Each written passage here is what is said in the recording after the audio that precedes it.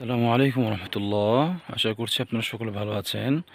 গতকালকে রাত্রে আমি যে ভিডিওটার মধ্যে বলেছিলাম যে খিলপাড়ার বাক্সপুল ব্রিজ নামে যে খ্যাত এই জায়গাটার ওই যে আপনারা দেখতে পাচ্ছেন, আমি জুম করে দেখাচ্ছি।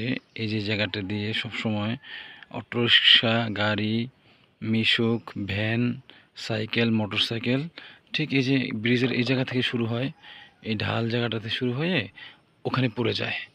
তো মানুষ মনে করতো যে এই জায়গাটার মধ্যে সম্ভবত ব্রিজ খারাপ থাকার কারণে গাড়িগুলো পড়ে যায়, কিন্তু ব্রিজ ঠিক করার পরেও কিন্তু গাড়ি পড়ে গিয়েছে, হ্যাঁ, সাইকেল। তো আমি বলেছিলাম যে গতকাল রাতে এখান থেকে জিনের বসবাস। তো এই কোন জায়গাটা আমি আপনাদেরকে আবার দেখাচ্ছি। দেখছেন, আমি আপনাদেরকে গতকাল রাত্রে এই রাত থাকার কারণে হয়তো বেশি একটা দেখাতে পারিনি সুন্দরভাবে। এই যে জায়গাটা দেখেন, এখান দিয়ে ব্রিজের থেকে গাড়ি পড়ে যায়। এখানে বদজিনের একটা আখড়া আছে, ওদের সাথে আমার কথা হয়েছে, যদিও কী পারপাস কথা হয়েছে সেটা আমি আপনাদেরকে বলেছি গত ভিডিওতে। তো এই জায়গাটার মধ্যে খন্নাস জিনের একটা বিশাল আখড়া বেঁধেছে ওরা, হ্যাঁ। ওরা বলে যে মানুষ এখান থেকে গেলে আমাদের বিরক্ত হয়, এজন্য আমরা ক্ষতি করি।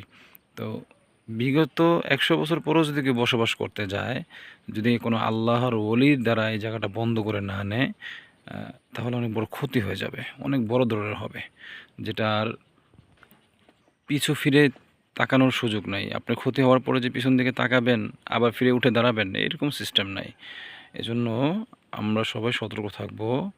আল্লাহ রাব্বুল আলামিন আমাদের সবাইকে সতর্ক রাখে। আর চতুর্পাশে দেখেন, এই যে রাত্র যখন হয় তখন একদম গভীর হয়ে যায়, বাড়ি আছে এবং এই যে খাল, সাথে আবার খাল।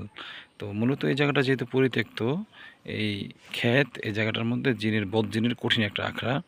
এটা হচ্ছে খিলপাড়া, এর পাশে আমার শ্বশুরবাড়ি। আর আমি এখন যাচ্ছি হাঁসকিরার দিকে, পাইকপাড়ার দিকে।